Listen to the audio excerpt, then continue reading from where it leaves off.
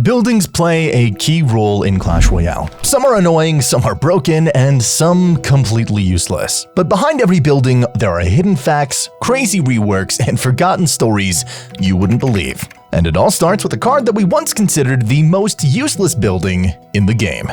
Number 1. Bomb Tower. The Bomb Tower is actually the only Clash Royale building that later inspired a building in Clash of Clans, not the other way around. At one point there was a hilarious glitch. If you placed the Bomb Tower too close to your King Tower, the bomber wouldn't appear on the platform at all, just an empty tower standing there. Supercell fixed that pretty quickly though, but for a while, it looked like the bomber had rage quit the match. But here's something even crazier. You could activate your opponent's King Tower just by logging the Bomb Tower from your side of the arena. The Death Bomb would land just close enough to trigger it, and it caught a ton of players off guard. So how did this chaotic, bug-ridden card start out as one of the worst buildings in the game?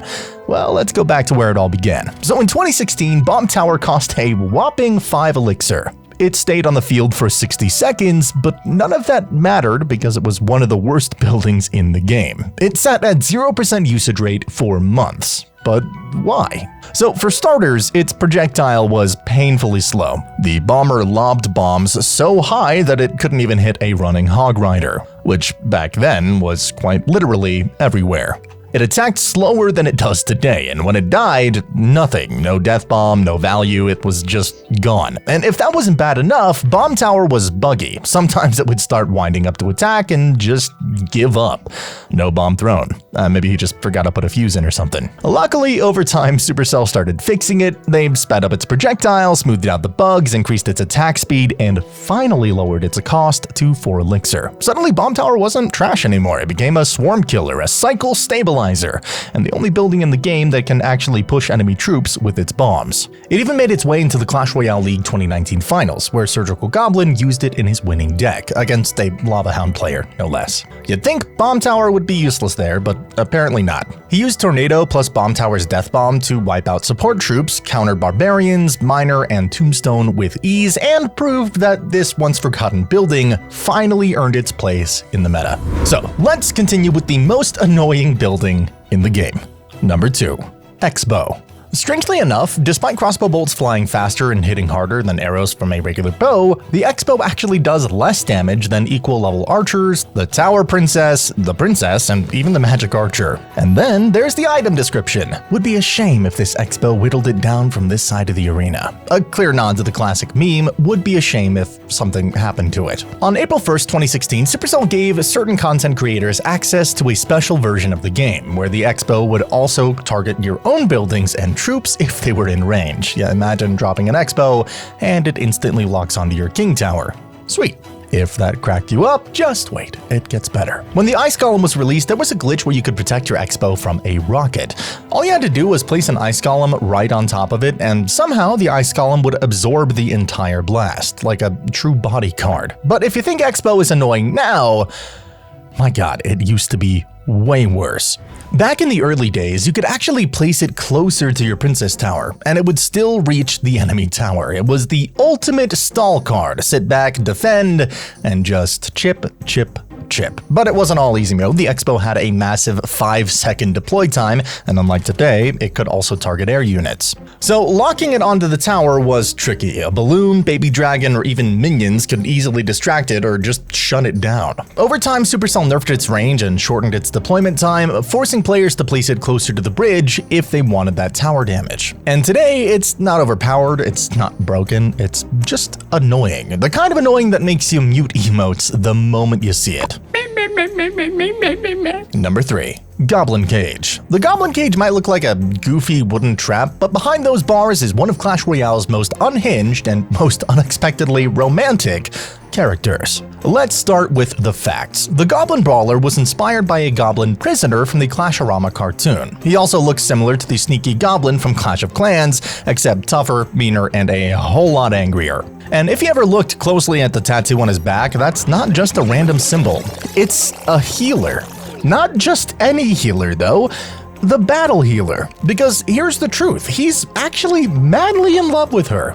It's not a joke, it's not a stretch, the angriest, sweatiest goblin in the game is head over heels for Clash Royale's most radiant support troop. Why? Well, maybe it's because she charges into battle without hesitation. Maybe it's her calm energy in the middle of total chaos. Or maybe it's just that she's the only one who's ever healed him, in body and spirit. Either way, his pack tattoo isn't fan art. It's a love letter. Now let's talk lore, because this isn't just a building, it is a prison. For him.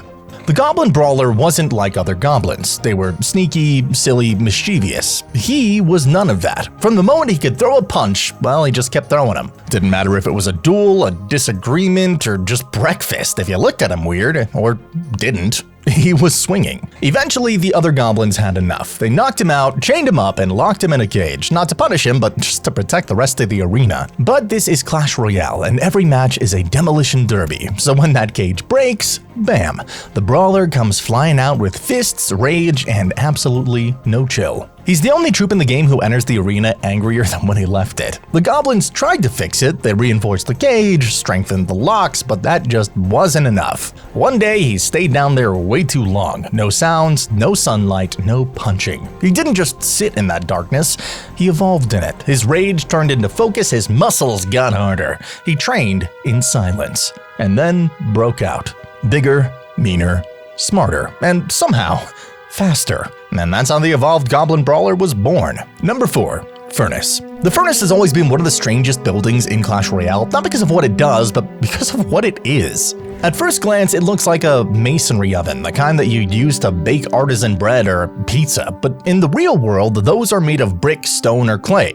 This one is solid metal, built not for baking, but for burning. And the Furnace's card description, quote, "The Furnace spawns one fire spirit at a time. It also makes great brick oven pancakes." The not-so-subtle reference to the mini P.E.K.K.A who famously yells pancakes when he hits the arena. So yeah, it's a little weird. But weird or not, Furnace was a menace. Originally a 5 elixir building, it sat on the field for 50 seconds, spitting out 2 fire spirits every few seconds, and if you played back in the day, you already know. It was annoying, it was broken, and worst of all, it was effortless. Just drop it behind your tower and boom, you get constant chip damage, passive defense, and pressure all at once. Mirror it, and suddenly you're facing 4 fire spirits every couple of seconds. It punished every push, it melted swarms, and it forced reactions.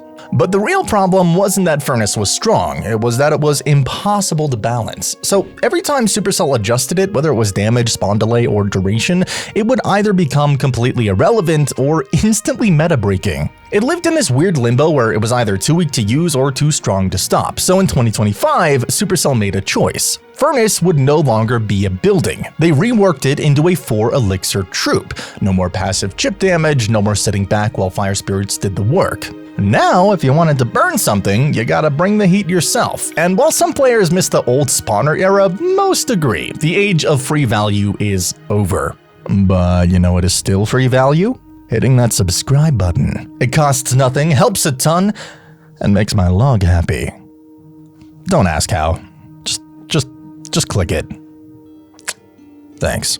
Number 5. Goblin Drill. When the Goblin Drill first hit Clash Royale in June of 2021, it didn't just make an entrance, it burrowed straight into the meta and broke everything in its path. At launch, the card had no spawn delay. The moment it reached your tower, a goblin would pop out and start stabbing away. Combine that with a 25% faster burrow speed and 3 goblins spawning on death, and you had a win condition that felt almost impossible to stop. Unless you had a log ready, you were practically guaranteed to take damage.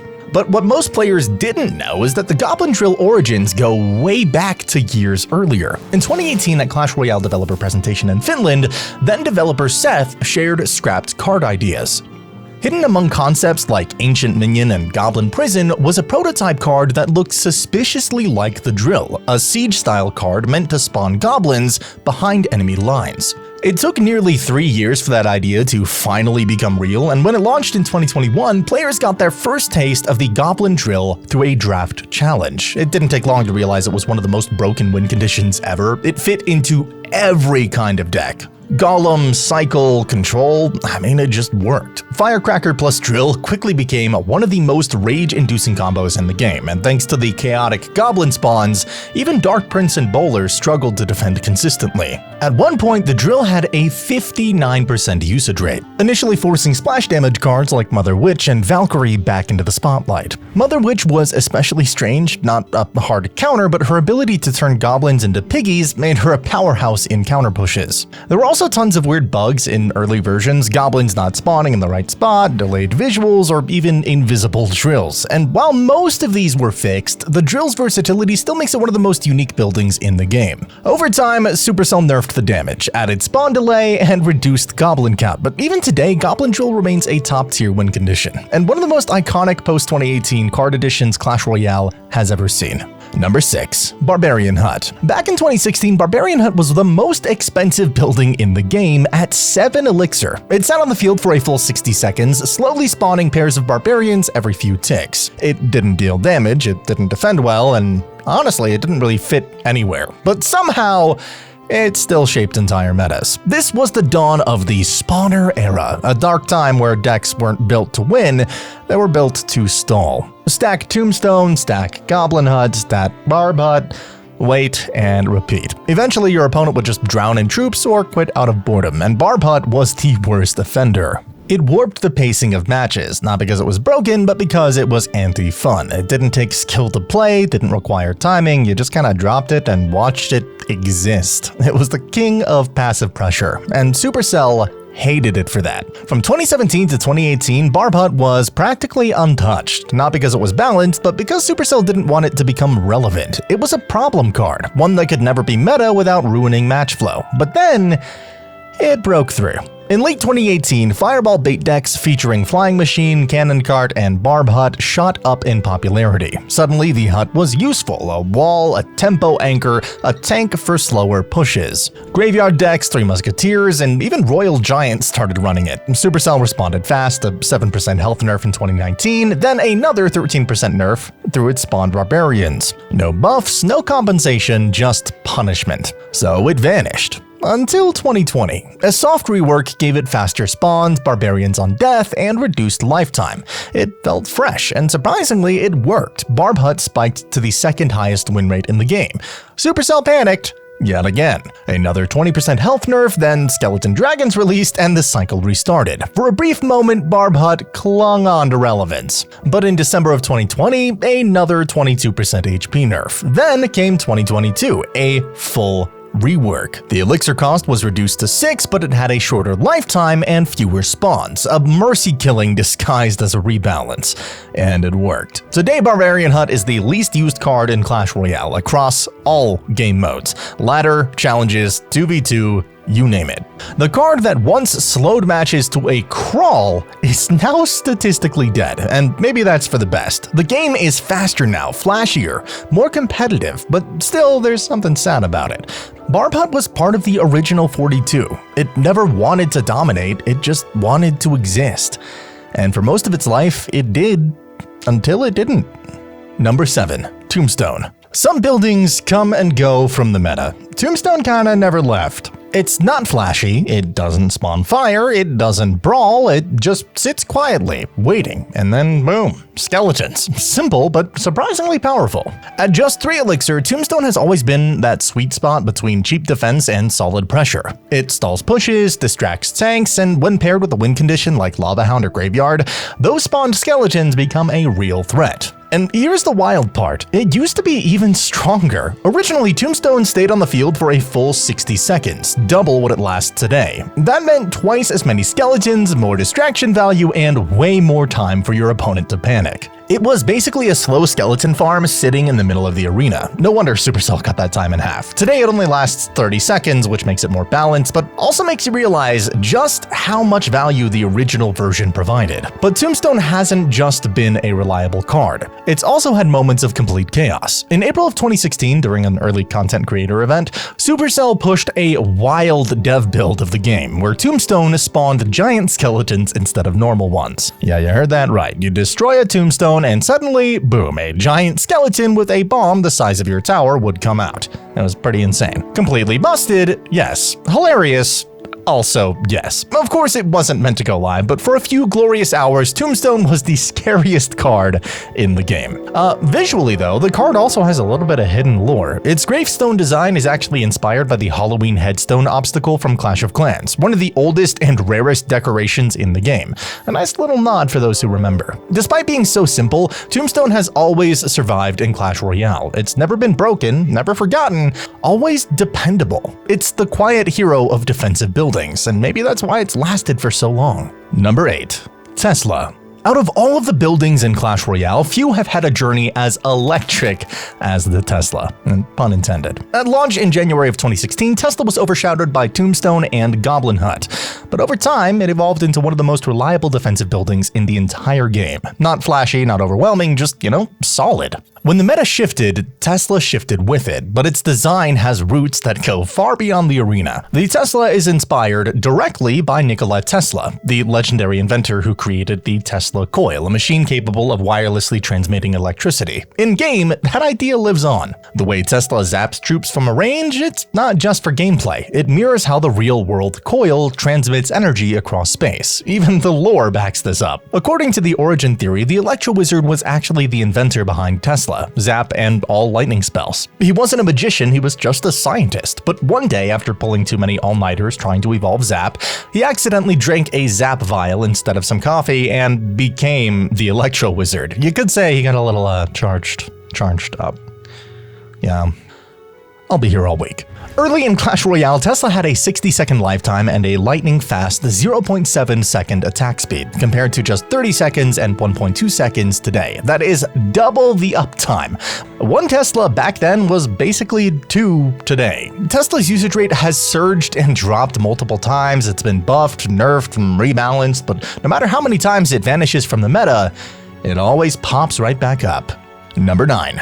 Cannon. If you watch my channel, you're probably tired of hearing this by now, but did you know the cannon once cost 6 Elixir? Yep, in Clash Royale's beta, the cannon was a defensive monster. It had a 60-second lifetime, more than double today's HP, a 0.8 second hit speed, and a 7-tile range, outranging Musketeer and Wizard. It wasn't a humble cycle card, it was a fortress. Back then, buildings like Cannon, Bomb Tower, and Mortar were all bloated. Why? Because Royale was still finding its identity. It was built off the DNA of Clash of Clans, where buildings are permanent defenses, so in early Clash Royale, dropping a cannon was like setting up a castle. It stuck around forever and shut everything down. But as you could probably tell, that created problems. Matches became slow and campy, games could go to 5 minutes with barely any tower damage, so Supercell intervened hard, cutting the cannon to 3 Elixir, halving its HP, nerfing its range and duration, and redefining its role as a cheap, reactive defense. And from that rubble, a legend was born. Cannon became the centerpiece of what would eventually be called 2.6 Hog Cycle, one of the most iconic decks in Clash Royale history.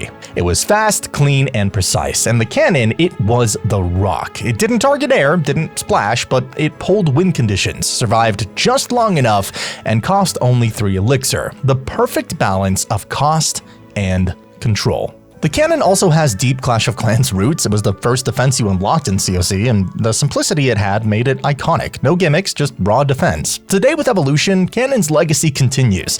It's no longer the oversized tank it once was, but it never needed to be flashy. It just needed to hold the line, and that is exactly what it does. Number 10. Elixir Collector. The Elixir Collector has had the longest lifetime of any building in the game. 86 seconds. That is longer than some matches feel in overtime.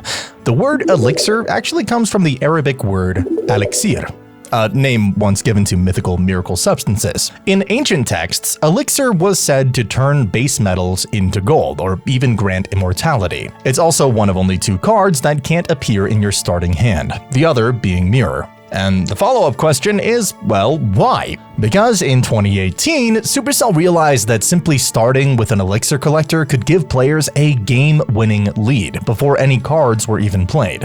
It is the only building in Clash Royale that neither attacks nor spawns anything. Its entire effect is completely passive. In a game all about timing, reactions, and pressure, this card just sits there. quietly, unbothered and dangerous. And that passivity is exactly why it was so powerful. If your opponent ignored it, it refunded its cost and then some. If they tried to destroy it, they usually ended up in a worse elixir trade. It also had some weird bugs. For example, early on, it produced only 6 elixir instead of 7 because of its 1 second deploy time cutting into its production cycle. That 1 second literally robbed players of a full elixir. Supercell later fixed it, and its usage rate skyrocketed. And also, get this, in early 2016, if you played a mirrored elixir pump, it would just instantly give you an extra elixir. Just hand it over to you. That glitch alone caused massive balance issues. Eventually, Miner was introduced to counter it directly, and spells were reworked to interact with its production speed, but even then, the elixir pump remained a silent menace, dominating metas, shaping deck archetypes, and building massive pushes without even lifting a finger. Number 11. Mortar. Mortar might seem tame today, but this building was once completely unhinged. Originally, Mortar cost 6 elixir, had a 60-second lifetime, and could be placed 1 tile closer to your Princess Tower. And still hit the enemy tower. And if that wasn't enough, it dealt 40% more damage than it does today. It was a base-breaking, tower-crippling monster. But Mortar wasn't just annoying, it was meme-worthy. In April of 2016, a few lucky content creators got access to a dev build of Clash Royale, and in it, the Mortar didn't shoot rocks, it shot goblin barrels. Yeah, actual goblin barrels flying across the map. The result was pure chaos, 3 goblins every few seconds raining down on towers from max range. It was never meant to go live, but that version, well, it eventually came back. Because in 2023, Mortar became the first ever building to receive a card evolution. And what did it do? It shot goblin barrels, the exact absurdity that once lived only in dev builds, came full circle and became reality. Number 12. Inferno Tower. The Inferno Tower is one of the most feared buildings in Clash Royale, but for a while, it was quite literally unstoppable. In early 2016, Zap and Freeze didn't reset the Inferno Tower once it locked on. It stayed locked on. No resets, no counters, just melting. And yeah, that was as broken as it sounds. There was also a glitch in 2016 that let you place Inferno Tower on top of your opponent's Princess Tower. If your side of the arena was full and you tried to place it at the back, it just snapped onto their tower like a magnet. The name Inferno isn't random either. It comes from the Latin word infernus, meaning underworld. In several Clash Royale language settings like French, Persian, Malaysian, Russian, Chinese, and Vietnamese, it literally translates to Hell Tower. And honestly, that feels pretty accurate. Visually, the Inferno Tower is one of the most dramatic buildings in the game. The longer it charges, the more intense that fire beam becomes. The flames pulse, the beam thickens, and a trail of black smoke rises from the target like a battlefield cremation. It doesn't just damage troops, it cooks them. I also personally adore this card because it is quite literally a placeable Eye of Sauron. How could you not love that? Before the card was even released, Supercell preemptively dropped its cost from 6 to 5 elixir, possibly realizing that a 6 elixir defensive nuke would be too much to handle. Today, it definitely isn't as dominant as it once was, but when it locks on, that tower still lives up to its name, because it's about to send you straight to hell. Number 13. Goblin Hut. For years, the 5 elixir Goblin Hut was the definition of annoying. Not strong, not dangerous, just annoying. It would sit there, slowly spawning spear goblins every couple of seconds, chipping away at towers and wasting your time. It was passive, frustrating, and nearly impossible to balance. But in 2025, that finally changed. Supercell gave Goblin Hut a full rework, and this time, they nailed it. The passive spawn timer, gone. Now the hut only spawns goblins when enemies enter its radius, turning it into a reactive, strategic defense rather than a slow burn chip machine. Within weeks of the rework, it cracked into multiple top 200 decks, most notably in a powerful Electro Giant deck that ran Bowler, Tornado, and Baby Dragon. It gave players low commitment defense with upside, cheap goblin swarms that slowed down pushes, defended backlines, and even chipped down towers if left ignored, all for just 4 elixir. But the biggest surprise of all, it wasn't broken. Supercell made a rework that on release was balanced, and it fixed its biggest flaw, that passive damage tax players hated, and replaced it with interaction, counterplay, intention. You could finally outplay a Goblin Hut or misplay it.